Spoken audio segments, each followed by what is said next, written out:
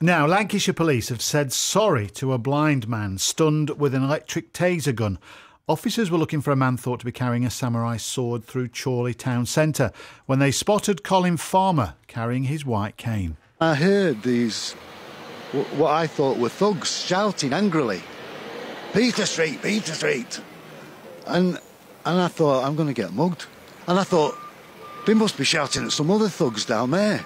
The next thing I know, from behind me, I got hit in the back, which I now know was a taser.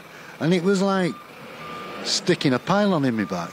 And then these volts were going through me, and I thought, I'm being killed. I'm being killed. Somebody's trying to kill me.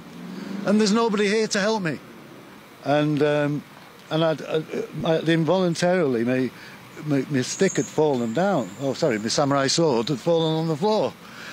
And this thug of a policeman came out. I knew it was a policeman then.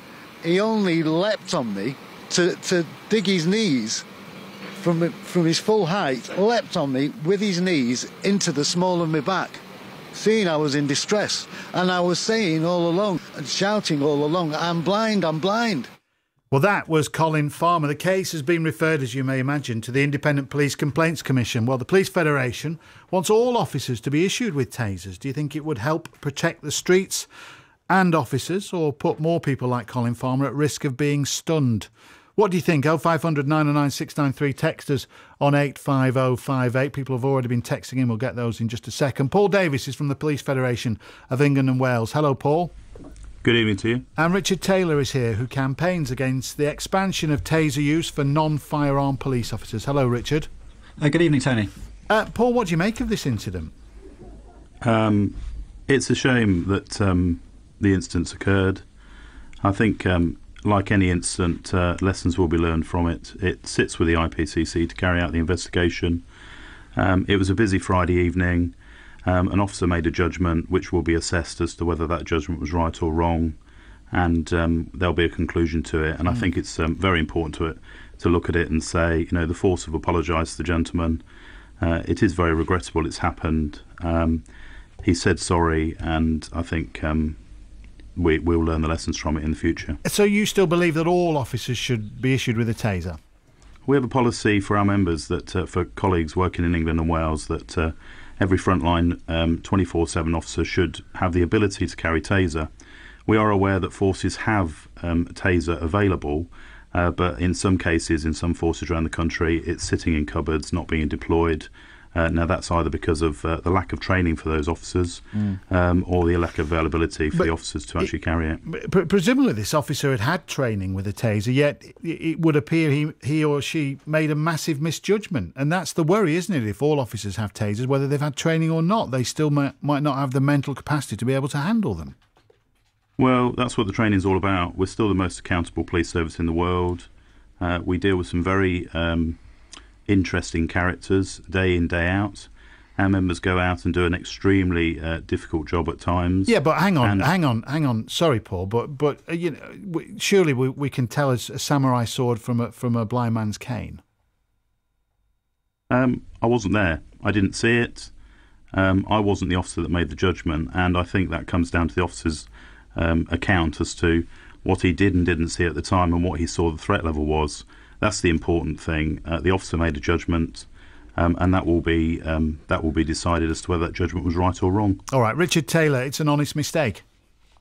Well, I think the key thing about this case is that it was not firearms officers who were using a taser. Now, I'd be very happy for all our firearms officers to have a taser as an alternative to a conventional firearm. And I think our firearms officers are highly trained and very experienced people in dealing with situations where they have to decide what is an appropriate use of force. What I think we've seen here is a consequence of giving taser out to more and more officers who don't have the same training and experience that the firearms teams have, and they've clearly found it more difficult to make the kind of judgment that they've been asked to make today. So I would rather not see all frontline police armed with taser. I'd restrict it to the more highly trained, more experienced officers in the firearms units. But Richard, this is obviously an extreme mistake, isn't it? This isn't going to happen every day. And when you're putting officers on the street in a city centre on a weekend night where violent drunks are probably trying to attack them on occasions, then why shouldn't the officers be able to protect themselves? Well, I think this is an unusual case, but I think the general problem is the question of whether or not the amount of force being used is proportional. And I would argue that when a police officer is using a taser, it's much more difficult to judge whether the amount of force that's being put in there is proportional, because you're very disconnected from what's going on if you're just pressing a switch, just pulling the trigger, rather than if you're actually, for example, using a baton. That's the question I was just going to ask Paul Davies from the Police Federation. What would this officer have done if the taser hadn't been available in this position, Paul? Well, a number of options available to him. Getting hold of the individual, which could lead to open hand tactics in terms of subduing the character, or as Richard's rightly said, taking out the baton and using the baton on the individual. It has been found that taser can subdue an individual, and it's about having a menu of options here, about trying to deal with people in difficult circumstances. It's a menu of options, and if we take that analogy further, then presumably dialogue is the starter, baton is the main course, and tasers the extreme dessert. Now, if you have a taser with you, you're probably more likely to rush for that straight away, aren't you, rather than talk to an individual? It's a less lethal option, and you'll find that it's a what? Sorry, it's a less lethal option than using a conventional firearm. Yeah, but you're not talking about firearm officers. You're talking about all officers. So officers just patrolling the beat would have a taser. Richard talks about firearms officers being highly trained and everything else, but there are occasions when firearms officers will draw their weapon, their service weapon, as opposed to pulling a taser, because of the threat that they're facing. When you're talking about issuing tasers to normal officers just doing their everyday duty, let's put it into context. Normal officer. These are all professional police officers going about their business. Some are trained to carry certain pieces of equipment than others, but at the end of the day, they're all professional individuals. They all get the same training in use of taser. It just happens to be that firearms officers also have the ability to carry firearms. So when you're advocating officers in their normal duty carrying tasers, what kind of issues do you expect them to deal with? What do you class as normal duty? I'm trying to make the point that there are danger spots on. If you're patrolling the city centre on a Saturday night, you can imagine how you'd be dealing with violent drunks. Okay, let's put that. Perhaps if you're just patrolling the streets of a sleepy village or a sleepy town centre on a Tuesday afternoon, you would not anticipate using your taser. But if you had one, you might do when it was inappropriate, as in Chorley. Well, let's put that into some sort of context then. Forces now look at their resourcing. You may find that you could be working in a sleepy little hollow somewhere, but you may be the only resource for 13, 14, 15 miles away. Where we sit in Cambridge now, there are villages on the outskirts, 13, 14 miles away. That would be your nearest support. I think you'll find from the Lancashire incident, firearms officers were requested to attend that area because of the threat that they believed somebody was walking around that town centre with a samurai sword. Those officers, the firearms officers, were further away than the officer that was actually there, and the officer made a judgment as to how to deal with it. All right, so let me just get this straight then. By inference, you're saying a baton is no longer a suitable piece of equipment for an officer?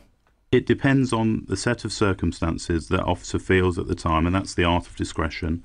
An officer who is trained in lots of different pieces of equipment will make a decision as to how they deploy whichever piece of equipment they use. All right, well, look, we'll get some response in a minute. The calls are coming in and we'll take some texts as well. I just want you to listen to this.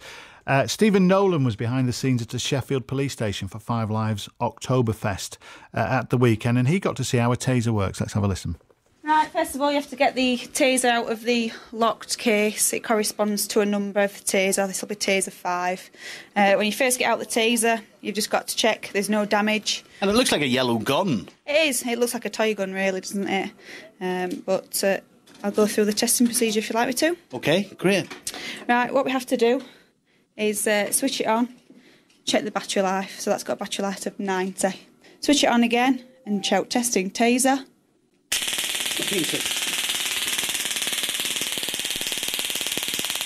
What we have to do there is check that it runs for a full 5-second cycle and check that the electricity is arcing between the two. You see, when you pulled that trigger, was that hitting something? If that had hit me, would it... No, what it does, it just goes between the two metal prongs. Because you did that very nonchalantly there, like that could have hit me. It has to touch Charlotte. you.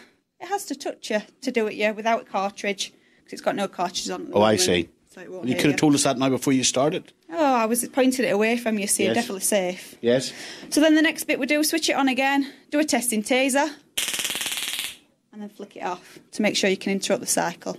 This is called a red dot, okay? And who are you pointing it at? One of my supervisors. Yes. It doesn't look very scared at the moment. Are you tempted? Extremely. Does it hurt? Yes and no. It doesn't leave any lasting injuries. It's more uncomfortable than painful, I'd say. Have you ever had to use it, Charlotte? I've had to red dot a couple of people, but I've never had to shoot anybody, only in training. Okay. And so the threat alone, once they see the red dot, it's effective, is it? Yeah.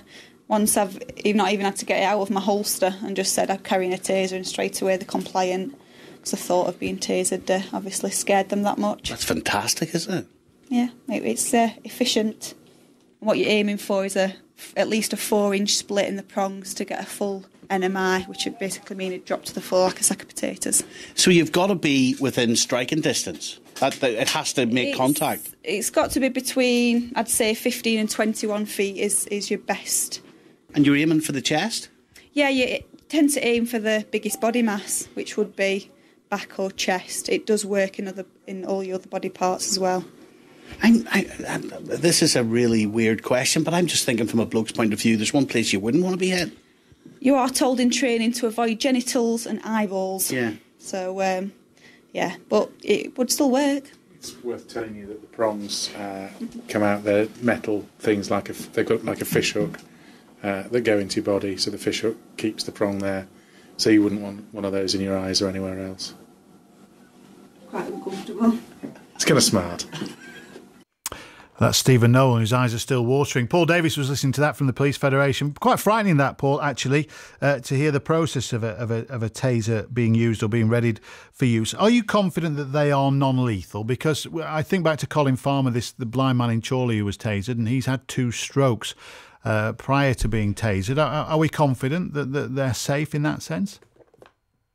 I'm not a medical expert, but all the operational requirement was signed off by the Association of Chief Police Officers, and they were content, along with representatives from ourselves and the other representative bodies, that taser is fit for purpose in the UK.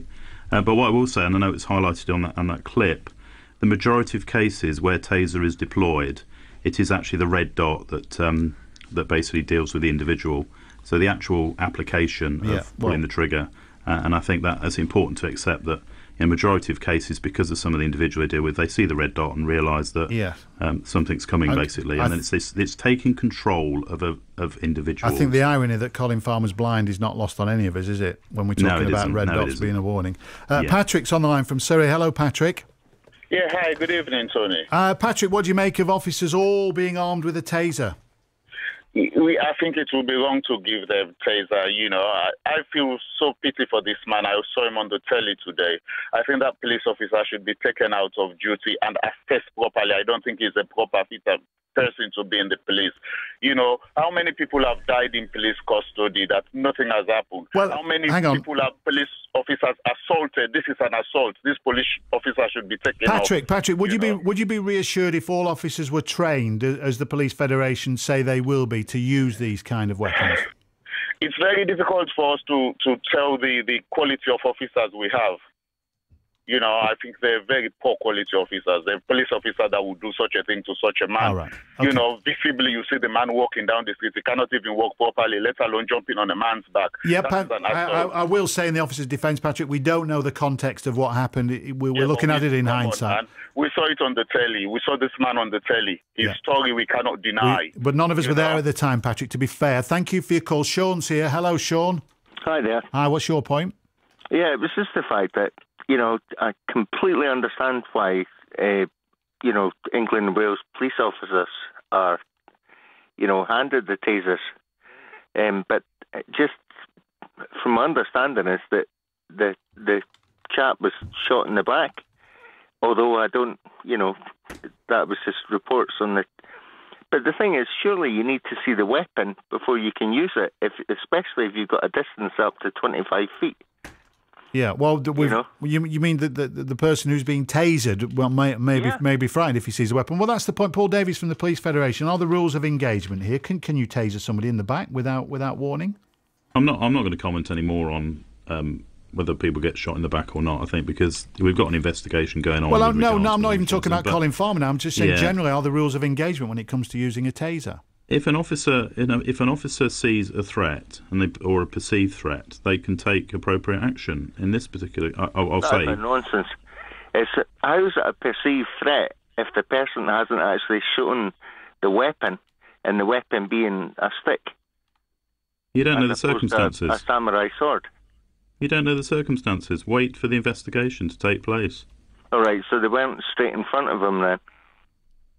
It's difficult, Sean. I must move on from this because we can't really concentrate on that specific incident because none of us are there. I'm trying to widen it out to the use of tasers per se. Jill's on the line from Southend-on-Sea. Hello, Jill. Hello, Tony. I'm a totally blind person, and I think that the police should have disability awareness training. And whoever it was, they must have seen that was a white cane, and they should know that a person carrying a white cane, whether it's a symbol cane or a long cane, is a person that is either blind or partially sighted, and he should have been questioned first. I wonder, Jill, I don't want to speculate on what exactly happened, but I'm assuming part of the defence of the officer will be that maybe he mistook the cane for a sword, and when you're in a difficult situation and making judgments on the hoof, who knows what your brain imagines you've seen this. Well, this is why, if they had proper disability awareness training, which I don't believe they do have now, they'd be aware then of all these different kinds of canes, because there's electronic canes, there's all kinds of canes now. All right, good point, Jill. I must move on. Thank you. Faye, what are people saying on the text about this subject? Well, Phil says, the example you've given of the blind man assaulted by police is an example of why the police must never routinely have guns. Martin in Birmingham, instead of tasers, the police should be issued with new batons, much longer, a lot thinner and painted white. And David in Rugby, it is better for a police officer to make a mistake with a taser than a pistol. It's very easy to criticise when things go wrong, but please remember the officer only has a split second to make that decision. And Richard Taylor, briefly, before we go to the news, you're against the use of tasers for non-firearm police officers, but it is difficult to judge, isn't it, when none of us were there and you're not looking at the context of it all? Well, it certainly is in that case, but I think my concern is with the public perception. This case, I'm sure, has done real damage to the reputation of UK policing, and I'm concerned that if taser was rolled out to all frontline officers, then the relationship between the police and the public would be damaged further. OK, thank you, Richard Taylor. Paul Davies, in a word or two, you still stand by this rolling out of tasers for frontline officers? Absolutely. OK, that was a word. Paul Davies, thank you very much indeed. Keep your texts coming in, 85058. You can call us tonight, 0500 909 693, after a blind man was tasered in Chorley Town Centre while police were looking for a man with a samurai sword. What do you make of it? Should tasers be rolled out to frontline officers? 0500 909 693.